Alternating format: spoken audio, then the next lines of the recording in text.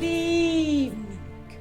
I am the Maven of the Eventide, and welcome to Vampire Reviews. That was pretty cool, right?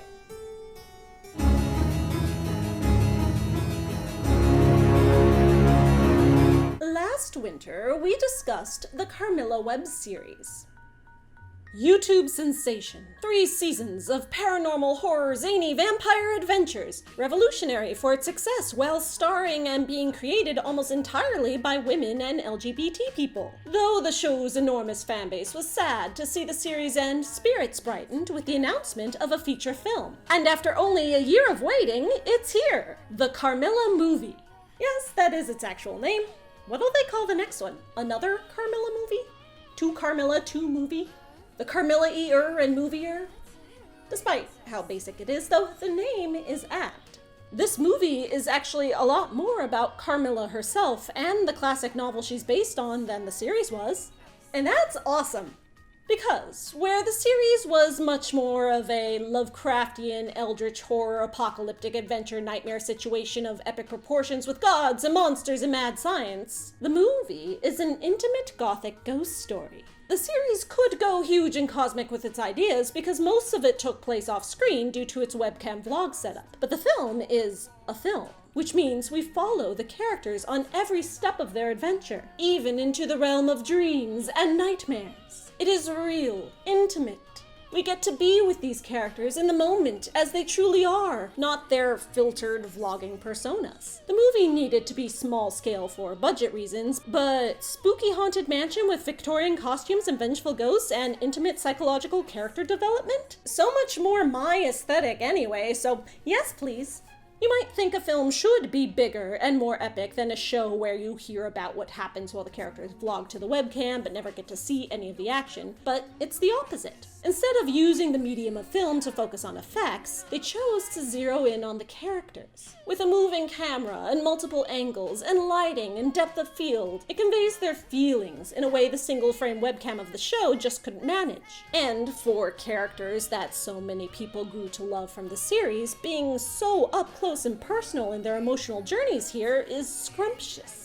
Though they do explain everything well enough that people who've never seen the series can watch the film just fine, it really is made for the fans. They gave the people the character-y stuff they wanted, and they knew what they wanted because part of the series' success is just how involved it's been with its audience. Through its web format, it developed a huge, interactive fan community that traditional media usually doesn't have the intimacy to cultivate. The stars of the series have done more candid bonus videos, special features, and personal appearances at conventions and events than episodes of the show itself. This makes them seem accessible to their fans. The fans feel like they know them, like they could be friends. And they manage this without coming off as insincere, which makes it all the more successful a marketing strategy. The fandom consists primarily of young women and LGBT people who feel brought together in a sense of community other fandoms don't provide them. The film continues this tradition. It was shown in select theaters in Canada, but it's primarily distributed online. And the packages you can purchase include tons of bonus videos and behind-the-scenes bits to make the audience feel like part of the family.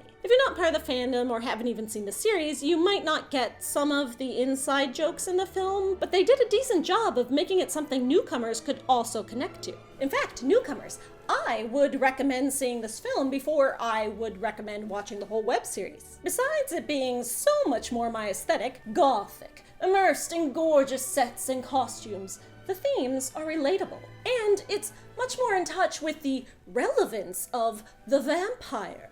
Technically, it's a ghost story, but it still centers around the vampire, as these are all the ghosts of her past victims. Though Carmilla was magically gifted a human life at the end of the series, she still has hundreds of years of a vampire past to haunt her. Literally!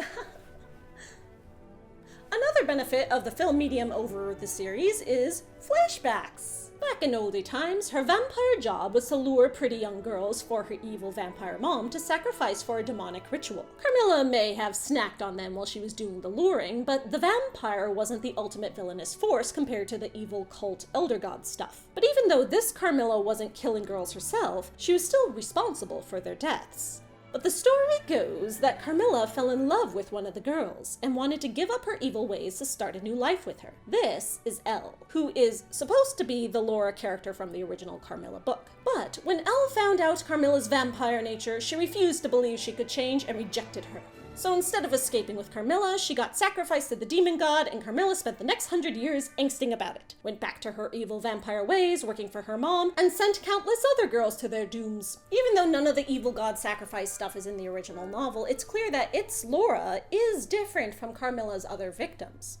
She's someone Carmilla actually wants to be with, but tragically can't. We don't know in the book if Carmilla intends to turn Laura into a vampire or be with her in some other way instead of killing her, because she never gets the chance before Laura's heroes slay her, but it's implied she wants to. This movie changes those feelings to an actual plan for them to run away together. We know Carmilla is gay for Elle, but it's ambiguous how Elle feels about Carmilla before she dies. She talks about love, but it's unclear if it's truly romantic or some naive, chaste innocence on her part. Classic Victorian repression. I used to think you and I would spend our lives reading to each other. I mean, I like reading, but that's it? Reading. It's all subtexty in the same gothic style as the book. Yeah, I'm sure many viewers will interpret it as romantic and sexual, but not everyone will. That's another benefit of the film format. Unlike the vlog style of the series, with the characters telling you what they feel, the film leaves it to the audience to really take your own meaning and interpretation from the art. In the book, Laura's feelings for Carmilla are ambivalent. Though she's fascinated by Carmilla, she's uncomfortable with her romantic advances, recoils from the lesbian stuff the same way she recoils from the vampire stuff. And these two aspects of Carmilla are intrinsically linked even before Laura knows the truth about either of them. The same goes for Elle in this version. Even when you interpret Elle as a lesbian and attracted to Carmilla, her rejecting Carmilla when she learns she's a vampire is still allegorical for a girl rejecting a gal pal upon learning she's sexually interested. She sees the vampire as a monster the same way gay people have been seen as monsters. Carmilla just happens to be both. You're gonna love New York. There's theater and concerts and life. In the colonies, things will be different. New York is where she hoped to start her new life, where she'd be free from all the bad things she had to do that made her vampire nature a negative thing. There, she'd be able to live as a good vampire, somehow. It's no coincidence that New York is also a haven for people who want to live openly gay lives. This wasn't as true in the time period of the scene, but the connection cannot be lost on the modern audience. Happiness is being able to freely live with the one you love, while not being an evil vampire. For some people, I guess. The Laura from the series is the modern progressive world's acceptance of both lesbians and vampires. She's explicit about her romantic intentions with Carmilla, no subtext here, and accepts her vampire identity pretty quickly once Carmilla decides to be a good person.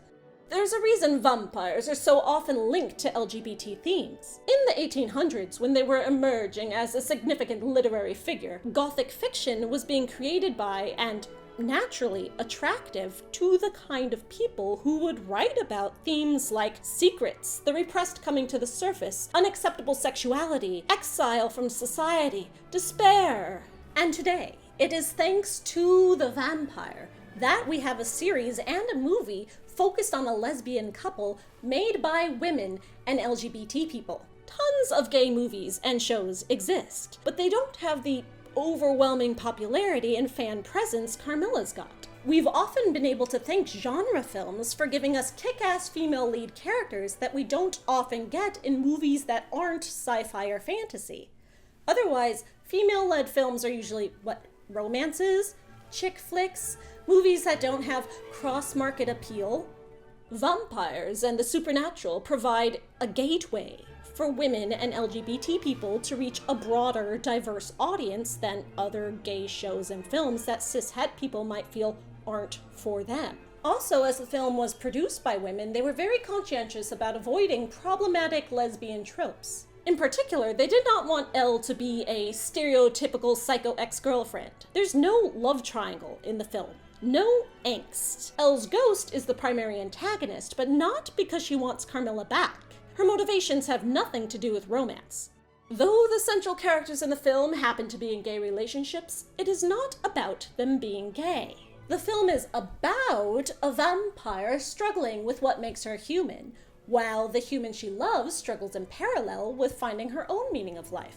Carmilla is human at the start of the film, but she's had a long life full of many regrets. But unlike the ghosts of her past victims who have been trapped in stasis, as a vampire, she's had the opportunity to grow and change. And obviously, the human life she was granted at the end of the series can't last, because it was simply too easy. It doesn't magically wipe away all her past wrongs, and through the film, she learns to take responsibility for them and make amends. When she accidentally summons the ghosts of her victims through a therapy exercise, it causes her to start turning back into a vampire. Being a vampire is the physical manifestation of her emotional trauma.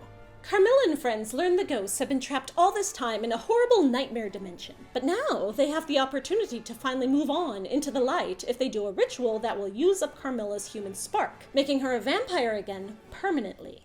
Elle, meanwhile, wants Carmilla's human spark all for herself, to have a second chance at life. Her fate was the same as the other girls, but unlike they who just want to be at peace, Elle is selfish and vengeful. The film explores the different ways people can react to grief and tragedy. But either way the ritual goes, Carmilla will lose her human life spark. But does that really matter? It's not like she's going to die, she'll just be a vampire again. Why is that so bad? Here is where the film kind of drops the ball with the significance of the vampire. Her biggest conflict is she's tired of being a vampire. She just wants to be normal. But being a vampire in this world isn't really a big deal or a high price to pay. Kind of like how this universe exists in a fantastic bubble with no societal negativity to being LGBT. It's easy to be a vampire. She has blood substitutes, so she doesn't have to hurt people. She can go out in daylight. What sacrifice is she really making? This conflict would have been so much more interesting if the consequences were actually important. If being a vampire were hard or really did impact her relationship with Laura. But nope, giving up her human life is ultimately an easy decision for Carmilla to make. It's the right thing to do. Hey, you are not there anymore. You are here with me. In the past, Carmilla's reaction to tragedy was similar to Elle's, selfish, causing pain to others. After Elle rejected her, she went back to work for her mother again. But she's not in that bad emotional place anymore. Now, like the other ghosts, she chooses to be selfless to make the world better. Laura, on the other hand, is scared they won't be able to have the future they planned because Carmilla will look young forever and not die. And that's bad. It's my life for their freedom. What about our life together? Our future? You just gonna give up on that? Why would she have to? She can still pretty much have it all, with one minor difference, but it's not like Carmilla's personality would change. Laura's fears are pretty weak, and after a brief moment of selfishness, she gets over them fast. Probably because she realizes how dumb they are. She lets go of her perfect plan and learns how to seize the day. In 60 or 70 years, Carmilla will be upset when Laura dies of old age, probably, sure, but they decide to live in the moment, and the film ends with everything turning out great after all. Her relationship with Laura doesn't suffer in any way. Not that the story is without stakes, they're just not vampire stakes. Elle still provides a threat that can prevent Carmilla from doing right by the other ghosts, and it's tense and exciting until she's defeated at the end. Laura's obsession with planning and safety nets temporarily blinds her to the bigger picture, but by the end of the film, she lets loose and takes risks. Though with all the risky supernatural stuff Laura's done and been through, is taking risks in her mundane daily life really the lesson she needed to learn? Well, it's relatable, at least. At the start, she's dissatisfied with her mediocre job. Like many millennials, she's flailing despite her achievements, confused what it means to be an adult, feeling like an imposter in her own life, stagnant and unfulfilled, disappointed in her girlfriend's lack of ambition as it's so counter to what Laura assumes is the proper path. But she's afraid to take the steps she needs to chase her true dreams. When Carmilla stops avoiding her past and finally takes responsibility, becomes a vampire again, Laura is finally inspired to move forward as well. There is no way for Carmilla to ever truly make amends for her wrongs. no way to erase the past or wipe her slate clean. What she needs is to find a way to accept it, endure the consequences, and move on anyway. The ghosts moving on to their final rest symbolizes this as well. In the end, the love Laura and Carmilla share is what matters the most. They've gone through too much to let vampire problems spoil their relationship, especially such minor ones. And look, they've got a baby in the end credits, so I guess they're getting a lot of that normal life stuff they planned on after all? Actually, the producers said this isn't necessarily canon. One of them just wanted to show off her baby.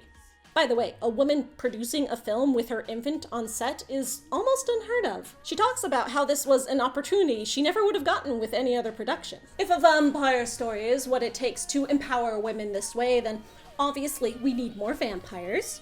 Calling it the Carmilla movie makes it sound like it'll be the only one. It ends with a sequel bait stinger, but it's about that epic apocalyptic god stuff from the series, which is bleh. Nothing to do with the ooey-gooey deep character emotional stuff the film provided. Knowing Carmilla has a functional use for her vampire powers in fighting these forces of evil is nice, another way of dealing with the consequences of her past, but I don't really need a movie watching her actually do it. I am the Maven of the Eventide, and if we do get Carmilla and movie Styria Drift, I'll watch it, obviously, but this intimate, spooky, gothic, haunted mansion film provided quite a satisfactory cap to the characters, with no more required.